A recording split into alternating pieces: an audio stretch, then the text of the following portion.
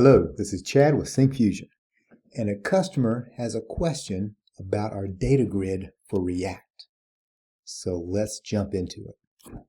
Here is the actual question.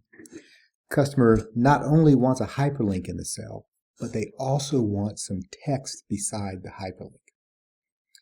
So this is going to call for a column template. And here is our help on a column template.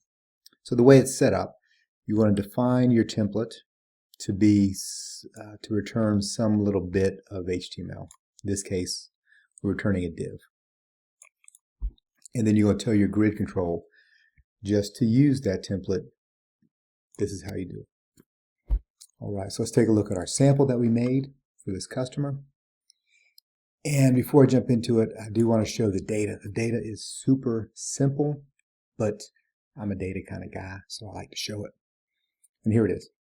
There's a lot of fields. And this data set is hacked down from a much, much larger data set. Okay. Here is the index page where we're creating it. We're importing our data. We are creating a column template here. And then we're defining our grid control.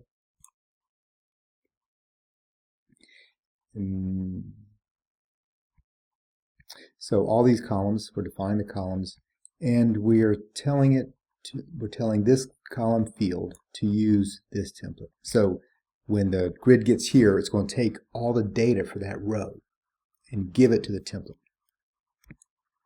So all that data shows up here in the props. That's how you can pull out the title, the address, and I don't want an address, I want to pull out the first name. So watch it change on the right, and look at that. So here it is. This is using a web address and some text from a database.